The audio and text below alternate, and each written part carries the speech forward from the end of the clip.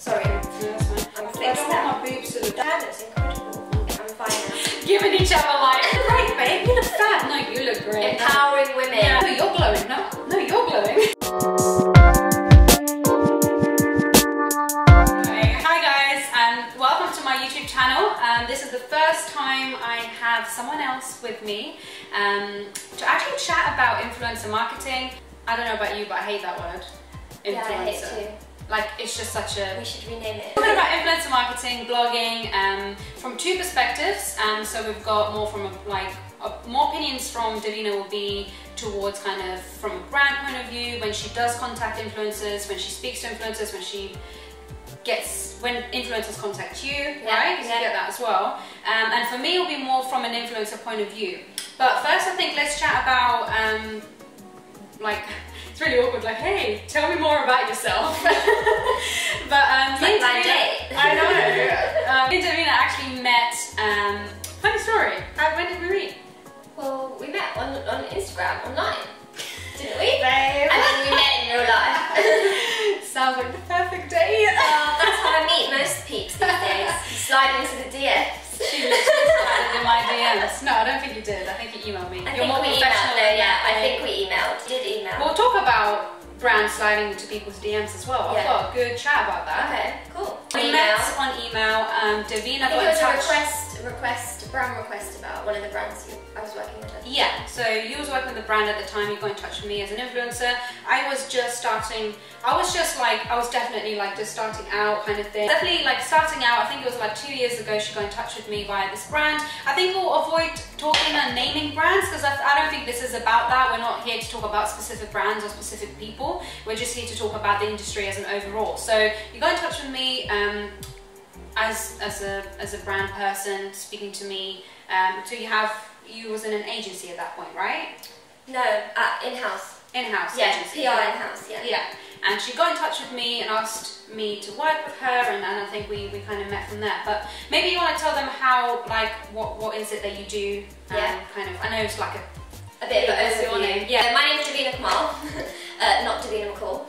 I come from, I get that a lot. Really? Yeah. Oh, interesting. My background is, obviously I've studied at university magazine journalism and public relations, did my masters in public relations. So I've witnessed a lot of different things change in the industry, from things being predominantly print editorial, like all the magazines around here, going to a more digital world. But Glamour. Yeah, exactly. There are 4 issues per year now. They used to be monthly. No, not Mary Claire. The Mary Claire? Someone else just went. InStyle closed down and went digital. So a lot's changing in the industry. I've had over 5 years PR experience in fashion, classic cars, believe it or not. Don't even know if you know that. No. Yeah, classic cars. I used to go to Isle of Wight and like. I went there a year ago with Palladium boots, the yellow boots. The bright yellow boots. Those ones that I messaged you about. Yes, so I need to get I was staying. I need to get. I still have one. You want to buy them? Fine. I'm full. So loads of different clients: fashion, beauty, classic cars, accountancy, like really random, hotels. So doing PR for loads of different types of clients, but always staying in the same industry. So I've seen it grow from clients wanting a lot of print, brands wanting print coverage, to brands not knowing what to do with influencers or how to approach them, or they think that it's going to be massive for them but they just don't know how to do it, how to make it work. So I've done that for a while now, and beauty is obviously where my heart is. Just started a new job, enjoying it, and smashing it. Yeah, bought me some gifts. So, and you know, really loving talking to influencers on a daily basis, being engrossed in that digital world, which we'll go into more detail. Yeah. You know, that's how I met Skai. Yes, love it. So that's a little bit of an introduction about the lovely Davina. About myself, you probably know about me, or maybe you're new to the channel, so welcome. And I have recently gone freelance in the last month, so everything is very new to me and it's scary, but it also feels amazing because I've been wanting to go freelance. Everyone that knows me knows that this has been my plan for the last 20 years, not joking, 5 years, like it's My whole life. since I was born. Mum, I'm done. So I have personally worked in marketing and influencer marketing myself, but also been blogging for the last 5 years. So, Yeah, so we've both got a perspective from a brand and an influencer side. yes, Yeah. because you do a bit of blogging yourself as well. Yeah, I do. I first started on the travel sort of side, and then I'm crazy. Hashtag Davina Kate Eats, just putting it out there. What? Like, is that hashtag Tell basically me. everywhere I go to eat? You should look it up. It's crazy. Anyway. Let's just get into the questions. I did an Insta story this morning, so did you, asking people to ask us some questions. We also had a few topics we wanted to talk about ourselves anyway, as just my very first kind of, I wanted to call it like coffee with Skai. I know this sounds really like cheesy, No, I like that. but coffee with Skai is just kind of like me getting on beautiful, wonderful people like Davina and generally just having a chat. I know you could do this on podcasts and stuff, but I thought why not actually see the people that you're like talking with? Yeah. It's kind of like a podcast, but it's with a view. A visual podcast. A visual podcast. So let's get started. Very first question is, how did you get into blogging and how did you get into PR? Yeah. So really quickly, just to kind of explain, I was at university studying fashion marketing. Don't know if you knew that. Yeah. Fashion marketing. I know everything about you. I'm a stalker. Insta stories. No, I'm joking. I don't know if you do sometimes. Well, sometimes I see you. Anyway, so I did fashion marketing at uni, and then I went into like fashion styling. I was doing that on the side as I was doing my degree. Yeah, because I remember seeing those scrapbooks and I was like, oh my god, I never knew you could draw. And Yeah, you were like, I know. yeah, I used to do this. And you like wing them from under the bed or something. Oh god. I was hoping you won't mention that. But Maybe no, you it's show me fine. something. No, I threw them away. I threw most of them away. Anyway, uni scrapbook's gone, but I did start blogging in uni, and I have been doing it for the last like 5 years, but only started to really get into it, I would say, the last 2 years, and only started to be paid in the last maybe year, maybe like just over a year now. So that's kind of a brief introduction about my journey. How did you get into PR?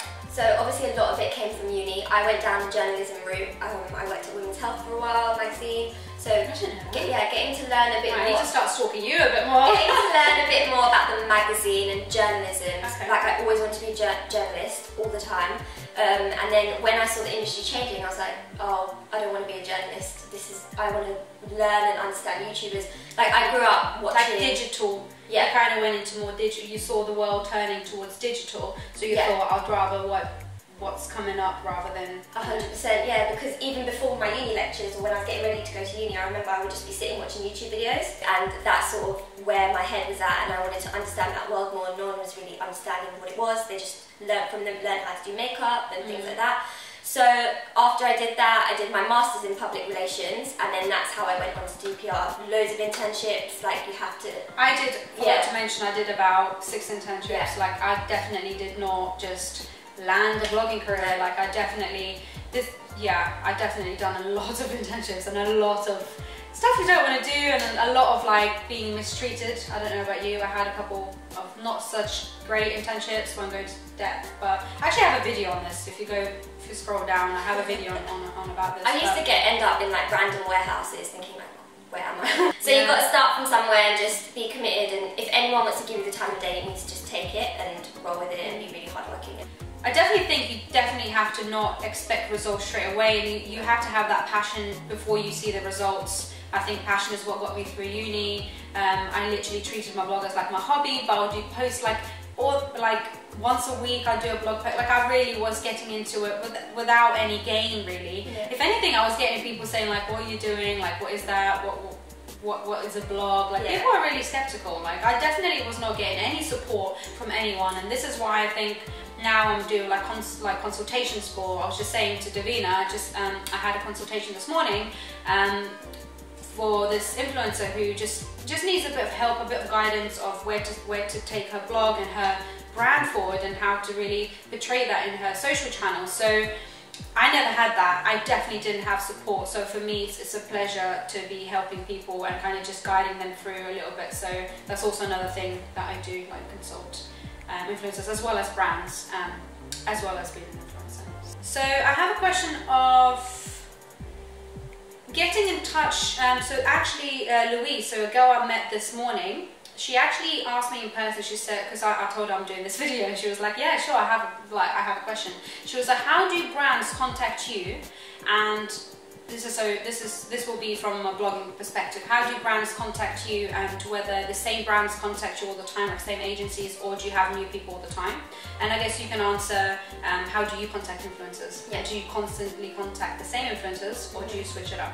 Right, so for me, I get, I would say definitely like maybe 20 emails a day. I would say a couple of them are like, people just generally just like, hey, I want to send you some products, and I always reply. I always try my best to reply to everyone, but a lot of the time it's just kind of people sending out bulk emails to everyone, every influencer they can find. Have you ever got an email from a PR where they've sent, sorry, but I've been in one of these before, where they put everyone's email and you don't send it, and you're just like, what are you doing? Yeah, and you can see that's like the worst. That's a no-no. That's a no-no. Do not like make it clear that like I know when it's a bulk email though. I know you can tell they're not personal. They're very like hello there, yeah. Or you know your name is not in it, and it sounds very broad.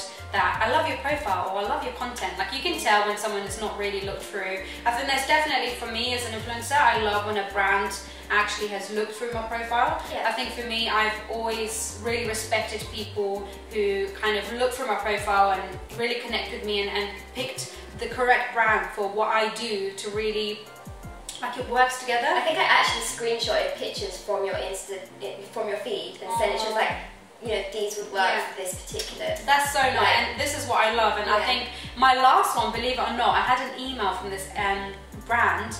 Obviously not going to say names, but this brand, and they were just like, hi, like I hope you're enjoying your time in Bali. We loved your post from blah blah blah, and like it was so in depth that I loved it so much. I replied straight away, like that, and it's probably the best thing ever. So just to answer the question, yes, I get random brands. Yes, I get brands I already worked with for ages, like agencies, like Davina, you got in touch with me like throughout, like since we met, throughout we've kind of been in touch. So it just really depends, but I am all in for personalized emails. I love that. I find it so motivating. Oh, there's a fluff. Do you think that looks like an Eiffel Tower?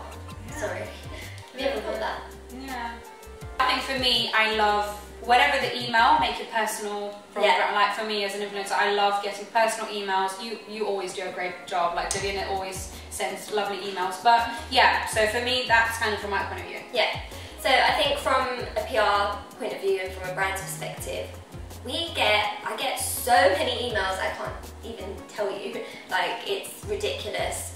Normally, sometimes we have from influencers. Yeah, from influencers. You'd have like a generic inbox so that we could actually vet through them and filter through them. But I don't know if bloggers are aware that sometimes with brands, their teams that look after PR and influencer inquiries might be really small. It might just be one person.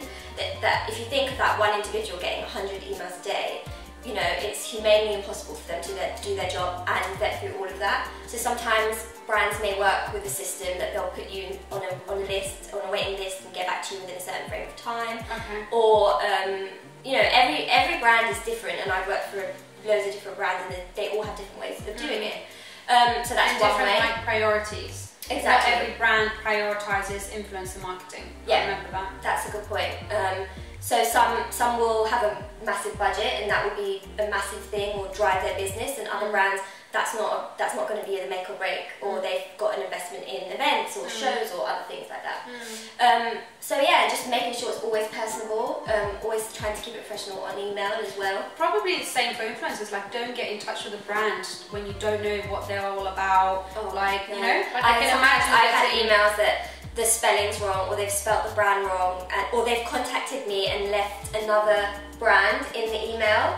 Like, we don't want to mention any brands, but like, I don't know, a coconut hair brand or whatever it might be, and I'm like, sorry, do you know that we don't actually look after that brand? You know, you've got to be really meticulous in what you're sending, but also know what you want, like know what you want to get out of it. No, because you shouldn't really be contacting a brand just, you know, saying, hey, I really like this product, can you send it to me? Because now, that was like 2 years ago, would you agree? Yeah. And now it's like, you can't just be contacting. Now you have to have a media kit that you're sending through, number one, I think. Or you have to, if you don't have a media kit, that's fine. Write everything in an email explaining, you know, maybe your website, your Instagram. because I feel like that's probably the most popular right now, or your YouTube channel? The first place I go to look up is Instagram. Yeah, interesting. That helps. So, and it's important for you guys to just basically state exactly what you're interested in. If it's a particular product, or was it a recent campaign we did, or was it something on social that caught your eye, or what you actually want to achieve out of it. Do you want to come in? Do you want to be an ambassador? Do you want to just review product? Do you just want to review product? Yeah, you have to be quite certain. I think a lot of the influencers, when you come into this industry, you don't know what you're doing. Like you don't. Like you don't know where to start. No. So you kind of just try your luck and you think, oh, maybe this brand will want to work with me. But I do agree. I think even when you email people, be very sure of why. Like for example, when I was going away to Bali, I got in touch with the agencies that I work with anyway, and I know the brands that they have, so I thought, let me get in touch with them in case any of them would like to do like maybe some Instagram story takeovers or anything, like something. So I got in touch with this agency and just personalize an email to a point that I was like, look, I'm going to these and these places, there's this beautiful view there, would you like me to capture this product there? Blah blah blah blah, just literally blah blah blah blah. Just listed like 3 bullet points of this brand will work very well keep there. It concise. This brand I could photograph there, blah blah blah. Do you think any of your brands would be interested? Please let me know. And then that's when the PR person will be like, for sure, this brand got back in touch with me, they would love to send you this because of this. So be very precise of why you're contacting them. What for? Is it because you have autumn winter haul coming up? Is it because you're doing a YouTube haul? Is it because you're doing an Instagram story and you're mentioning all your favorite beauty brands and you really would like a top up on this mascara that you love so much? Like, be very precise on what exactly you're talking about. And I think also brands in the past may have, when they were still trying to figure out influencer marketing, maybe went with more of a guerrilla strategy, saying, yeah, we'll just send out products, you know, because we love everyone, which a lot of brands do because they want the exposure and they want to be able to help influencers who are just starting out as well. But then on the other side, as it's grown, I think brands are stripping back, being really more targeted at what they want to achieve because they're getting pressure from the top down on what they need to achieve, especially when they're putting more into those budgets. Definitely. So one of the questions actually that I had was someone asked if it was better for an influencer to work with a small brand that's not as well known or a bigger brand, and how they sort of take on those roles with brands. So I don't know if that's more one. I think it's important to work with brand. Like when you figure out where you want to lead your blog or your YouTube channel, whatever the social platforms that you've chosen, I think it's very important to be like, okay, let's say I want to talk about travel. Like I'm bringing this up, like because now it's summer and I want to talk about travel and I want to talk about summer clothing, dresses, and you know, that kind of sense. So I will work with brands that represent me throughout. So there are brands I have to say no to. I am still very small, but I have to say no purely because it doesn't represent me. It doesn't work with what I'm doing, number one. And you just have to kind of create little plans, like the way you would at work. You'd have projects planned like 6 months in advance. So you've got to think about it as a brand, as an influencer. You have to think, okay, these months I want to talk about this, and these months, and you kind of then, if you'll see, everything falls together much better. Yeah, you need to, because then you're like, okay, if a brand contacts you and they say, we've got these dresses, would you like to work with us, and it's a fashion brand, I'll be like, perfect, I'm doing this haul, I actually planned this 2 months ago. It's just a much better talking point, and for me, just whatever I am working on, I'd like to bring on, and I think it really depends, like if you're, say for example, like a vegan person, you obviously have your morals and you have to go through like the ingredients or whatever to really know whether you can work with this brand. But if that brand's contacting you and they're not vegan, for example, you know for a fact that they're not really good at doing what they're doing because they should know that anyway. And that's when you were talking about like bulk emails and everything like that. But even with brands, they're influencer because they're stripping back and being more targeted. Like you as an influencer know what you've got planned for the next 6 months. They will have a plan for the 6 to 12 months. That's actually a very good point. And I think it's not always reciprocated. I think a lot of people that ask me questions like, how do you get in touch with brands and how do you get work? And I'm like, brands have probably planned out their work for the next 6 months already, because number one, they can't not. That would be a very bad job on their side. Like, so they've already figured out like their life for the next minimum 3 months, right? I'd say 6 to 12 months. Or 6 even to 12. So they know exactly who they need to contact. So a lot of the time when you maybe don't get a response or someone's not replying or you feel like, oh, you got a no, basically, sorry, we can't work with this, fluff keeps coming out of nowhere.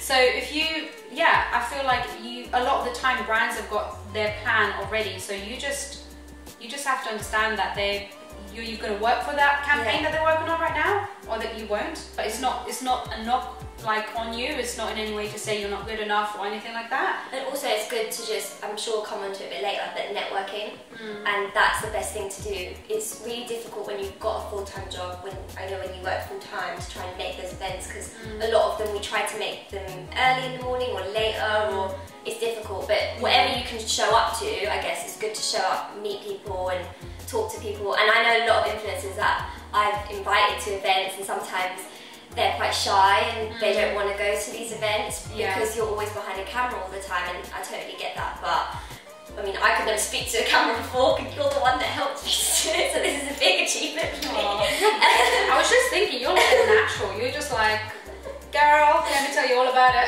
So networking is really important from both sides, brands and influencers.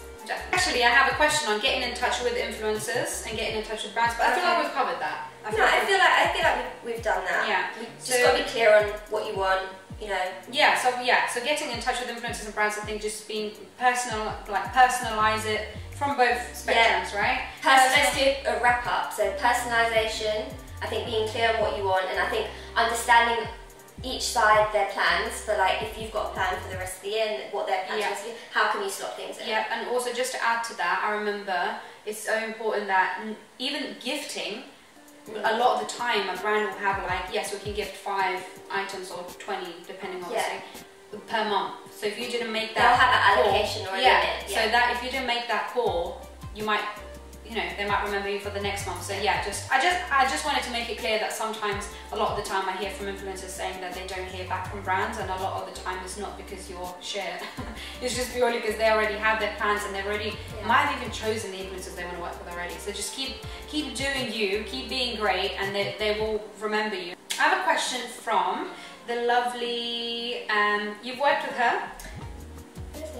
Oh yeah. Yeah. I have a question from Aaliyah. You know her very well. Yeah. I actually met her at one of your events. See, networking. Yes. So Aaliyah asked me and you how to build a following with all the IG nonsense and it being such a content-saturated market nowadays. Very good question. Very good question. Right. Can I start? You need to lead. With the whole how do you build a following and la la la, like I get it. We all want to build a following. We all think, the more followers you have, the better. I've actually really, since going freelance especially, noticed that it's not, I'll answer that, but it's not about your following. Like it is really about like the niche and the content that you're creating, what are you doing when you post that first post, like what are you saying in it? Is the caption long or is it just an emoji? We're all like guilty of that. Like before you focus on the following and how saturated the market is and how busy it is, and because there are more bloggers coming through, like everything else, it was a new thing 2 years ago or a couple of years ago. Now it's becoming kind of like a known thing. So I think like with every industry, it's gonna get saturated. So you need to think, okay, what's gonna make me stand out? Yeah. I did a talk at Olympia Beauty last year or the year before, I think last year. Okay. And this I'm just going to get some milk so we can add it to the cup. No, we can still chat. And just something that came up, this came up quite recently at the talk, and basically, cut a long story short, one thing that I always remember from that talk was there was a lady there that was very tall, and her thing was that she was tall. Wait, is it? I don't think you Tall girl. No, I don't think I was there. But is her name Tall Girl something? I think I know. No, I know a girl on Instagram that's like Tall Girl. But basically, she was really tall, and before she tapped into the whole thing that she was tall, she was having the same problems. And I can't build my following, Davina. Like, what do you do? How does it work? And we sort of said to her, you're tall. You should use that as an opportunity to show that you're niche. Like something, it's sometimes the most simplest thing. Yeah. And since she did that, like her platform's grown and she's using it and just making sure that that's her niche. I mean, she doesn't post stuff saying, I'm tall. Hey, I'm tall, but she uses it as her niche. That hashtag tall. Yeah. She probably has a hashtag to go with it, but it's just something. Yeah. And I think with a lot of influencers as well, even smaller micro influencers, I do notice that the ones that are growing better and faster, the ones that actually have something different to say, rather than, don't just copy and post what everyone else is doing. Yeah. What do you have that's different, and just be you. Yeah. Yeah. Most. I was just about to say, yeah. It's so cliche, and I don't hate it, but it's so true. Just be you. Yeah. So social platforms, from like brand perspective, PR professional perspective, and influencer perspective. Obviously, IGTV's just launched like yesterday. Yeah. What we might edit this, so it's probably yeah. Okay, right. So obviously, a couple of weeks. Your views. What do you think? What's coming? What's next? What should we look out for? I think IGTV is a good way. I mean, they're very smart, aren't they? Yeah. It's basically Instagram just saw Snapchat and thought, thanks guys, we'll do the same. Yeah. Insta stories. And then they were like, YouTube. I don't use Snapchat anymore. No, I don't either. And then they're like, YouTube, you're doing well, let's do the same thing on Instagram. So they're very smart. Yeah. I've got to give it to them for that. As soon as I saw it, it just made me giggle. I thought, did you ever buy into Facebook Watch? down. Because I didn't. Because they tried to launch that as well. yeah, no. And that didn't do very well. Yeah. I think this. Yeah. Keep Keep an eye on it, but I don't think it's been dramatic. It's for like an older audience, I think. Do you think? Yeah.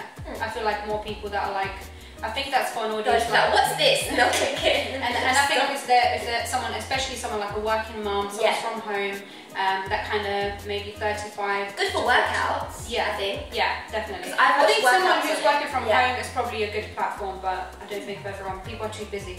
Yeah, to watch we need that short snippet. But yeah, IGTV I think is a great opportunity. I don't know how it will necessarily do. I do still see Instagram as such an instant kind of just quick on the train kind of scroll. I do go to YouTube for like when I go to work out and stuff. I do kind of put on like a vlog or whatever. Yeah. I do see YouTube as like more of a TV rather than Instagram. Instagram for me is quite instant.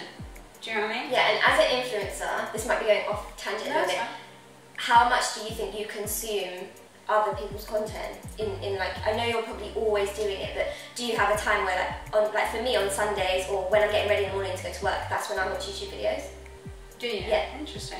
I think this stuff's really interesting. I watch vlogs when I am working out. Yeah. I love that because it gets me through for half an hour, Stairmaster. Yeah. And I love to catch up. I do sometimes in the evening catch up. Depends who. I do have my people that I follow and that I'm interested in. I think everyone does. You just kind of have selected people, but I'm always consuming content, especially on Instagram stories, YouTube, you name it. I'm always looking for like new things and stuff. So I am looking forward to IGTV. We'll see how it does. By the time this comes out, it probably would have been around for like a month or so, maybe, because I'm so crap at editing. But hopefully I'll get this out ASAP. I think Instagram is still staying strong. I think Instagram is keeping up. Yeah. A lot of ads coming through. Can I just say one thing, by the way, that I really wanted to say here? I'm getting a lot of people like, not like to me, to everyone, saying, oh my god, Instagram, you know, and some people disagree with this, I'm okay with that, but Instagram's algorithm is messing my stuff up, and oh my goodness, like it used to be so much better before, and all these brands and ads and la la. Sorry, but Instagram and Facebook is free. That includes brands who, I'm getting really passionate about this. No, because brands... Listen up! Listen up, like, no, for real. Brands are overstressing something that is free. Yeah. When in reality, you should be, that is your advertisement. You should be spending, so you should be doing Facebook ads, you should be doing Instagram ads. And I feel like, I get it from an influencer point of view. We've all had it really good and it was all free for a long time and it still is. However, I do agree to a certain extent that if you want your certain things pushed even more or whatever, then you should be able to be okay with investing to the platform that's giving you life online. Like, you should be thankful for something like Instagram. I'm thankful for something like Instagram to be able to give me such a voice. But it goes back to that following as well. If you think that you're just going to build that organically, you can, but to only a certain extent. You then need to think about investing in advertisement. Because for some reason you don't see people that are doing really well. Like, I'm going to bring in Lydia in here because she's great. She doesn't see no problem with this algorithm. Why? Because she's just doing her. She's got her niche. She knows her following very well. She's been doing it for years, and she just knows what she's doing. She's not even had a problem about it. I think you just got to look past that, and I know it sucks, and oh my goodness, I'm probably I get times where I'm like, get half of the likes on a certain photo, and I'm like getting like frustrated that people are not looking. Like, oh, should I delete it? Like, literally after like 10 minutes, I'm like, okay, I should delete it. But I try not to delete, because apparently, you know, if you delete a picture and you repost it, Instagram then doesn't push it through as much, apparently. But yeah, I just think Instagram is going to keep it up. Facebook is going to, I think, it's important. Facebook, I do feel like Facebook is slightly like older audiences. I don't really use Facebook that much coming through. Yeah. So I think maybe from a brand's point of view, I'd advise to use Facebook for like. No, from brands, and targeting, and when you've got events on, because they're linked as anyway with Instagram, to just really target those locations. Yeah, definitely. I think for me, from a professional and like a brand perspective, LinkedIn doesn't get enough credit. Yeah. And I use that as a channel. She's like the queen of LinkedIn. You should go follow her. I love LinkedIn. Follow me too, please. I'm like started doing more articles on there because I stopped blogging because I was like, I just can't keep this up with a full-time job, and I don't want to do things half-heartedly. So just giving more information on that. So I've got a few articles there, and hopefully by the time this is out, there'll be a new one up. And yeah, you're right about all like influencer marketing. Yeah. Basically everything we're talking about today. Or like all the myths, like debunking all the myths, or how to really make it work for your business or for your brand. And I just think you need to utilise that platform really well if you're looking to develop a career in PR or influencer marketing. Totally. I posted a LinkedIn post this morning. Oh, what did you say? I need to have a read. On the train on my way back. Okay. On my 2-hour journey. I was like, Davina's coming around, so I'm going to post on LinkedIn. I'm impressed. I'm going to look at it on the way home. But yeah, no, I think any influencer marketing blog articles that I do, or especially like something like this, anything influencer marketing related, I will share on LinkedIn, I think. And I definitely got that inspiration from you. I don't think influencers use LinkedIn enough, and not all of them need to, but I think it's good because you can connect with professional people in the PR world with brands and meet people that you didn't think you'd connect with. Yeah. But don't just start connecting with random people. Like, oh my goodness, I had like someone from Homebase, like I had like warehouse, insurance. And I'm like, why we do not connect on any level. I just click I do not know this. Yeah. Oh, can you? Yeah, you click decline it and click I do not know this. Okay, I did not know that. I just say no. Just connect with like no, she declined. I don't know. So it's like when you friend someone on Facebook, you either accept or decline. Good. But yeah, and also reaching out, like personal messaging people is good, but really don't. It's the same thing. People are using the messaging system in LinkedIn, like an email inbox. You can't do that. Do you know what? Good that you just brought that up. Last topic, I swear we're gonna go because I think this is gonna get too long. We could chat with you for like forever. We should do like. We're probably gonna talk for an hour after this. Yeah. But yeah, last thing I wanted to talk about is brands sliding into influencers' DMs. Okay. Right. I put this up on my Insta stories the other day, saying I find it very unprofessional, being seen kind of both sides of the spectrum from influencer point of view and brand point of view. You tell me if I'm wrong, or if you disagree, which is also fine, do tell me. But I do find it very unprofessional. I just simply find it that I can't, when a brand like messages me and they're like, hey Skai, like, or even sometimes not even like my name, like, hey, would love to send you this gift pack. Can you please send us your address? Number one, I don't really feel comfortable sending you my address via Instagram. I don't know, like it's the same via email, but I find it really like, okay, no. But it feels like it's not coming from someone professional. You can see their building, their address, who they are. Yeah. They haven't even introduced themselves to you. It feels like you're talking to someone anonymous. Yeah. I got invited to, I've been doing these food reviews like I was saying, and I got invited to come to review a meal, and I said, yeah, sure, I'll come. And then I was like, I don't even know this. I was like, I need to know your name. Like you don't know who. And then I literally said, can you drop me an email? Yeah. And it doesn't mean that because you have an email that therefore you are like this verified person. Like it's still the same kind of security reasons, like security way kind of thing. I think it's just reassurance. Yeah, especially, it's just reassurance. You don't know who that is, even though it might be a brand, it could be anyone. Yeah, true. And also the fact that I just feel like, for me personally, I have a media kit, so I'd like to share that with a brand. A lot of brands obviously just expect you to just post about them, which is sometimes it's fine, and that's totally personal to each individual how they work. Sorry. hiccup. How they work with brands is totally individual to each person. But for me, I'd like to send my media kit through just to kind of explain, just for the brand. I just like to know that I can send my media through where I have all the statistics, all the details, fees, anything they need to know about me. I just feel much more clearer that they understand how I work with any brand. So for me, Instagram DMs is a big no-no. I don't like it, not gonna lie. Like I said, with emails I reply to pretty much everyone. Even if I disagree or don't want to work with them, I'll say thank you so much for getting in touch with me. Not on this occasion for this reason. But on Instagram, I'm not gonna lie, sometimes I even just decline. I just pretend I didn't see it because I just find it so rude.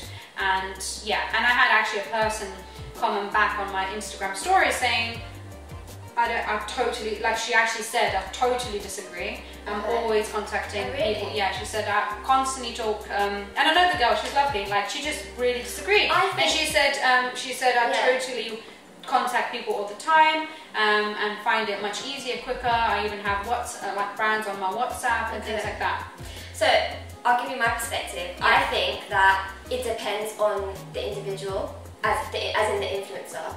If you take the brand out of the equation, I think it depends, just from that example that you gave, maybe she likes to work that way and she finds it easier. She's not a person that will manage an inbox. Maybe I don't know her, but maybe she's not had a full-time job, maybe she doesn't work that way. She doesn't want to take the professional approach. I don't know.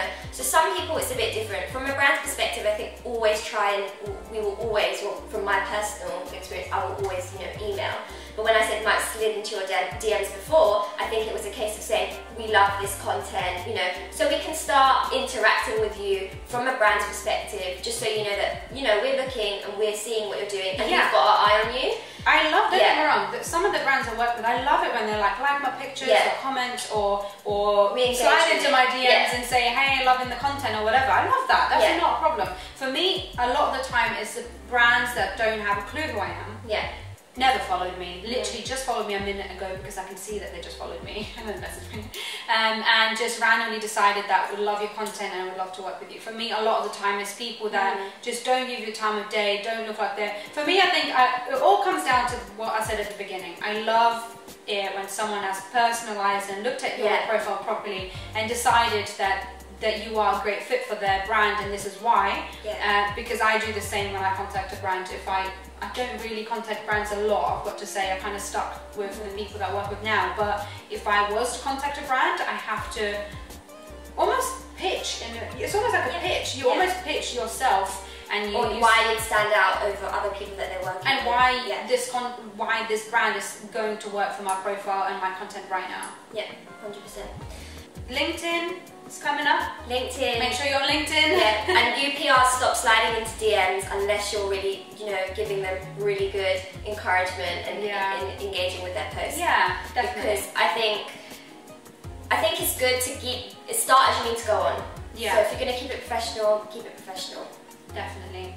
Instagram, Facebook, keep it going. YouTube, keep it going. I think the way I'd like to end this is that keep the content going. Just because someone is not replying to you, or just because something is not connecting right now, or maybe you're not sure of how the content is coming out, maybe you feel like you're not consistent enough, or the quality, I don't know, whatever you're working on, keep it going, because it does get better. You get better because you realize the mistakes you've made, and it's never too late in any way. I don't want to throw these quotes, but it's never too late, and it's never it's never too late to improve and get better. And and mine's just network all the time. You've got to keep networking. That's very good advice. So, thanks so much for watching. I hope you enjoyed this, and I hope this filmed it, because imagine we just totally chatted to ourselves for an hour. But thank you so much. I'll try to crop this all down for you. Thank you so much for watching, and subscribe, follow us on LinkedIn, and Instagram and everything else, and give it a thumbs up and give me a comment if you'd like to see more of these, and me bring in maybe Davina again, maybe another person, whoever you'd like to come and chat to you. So yeah, make sure you comment and let us know, and I'll see you guys next time. Bye.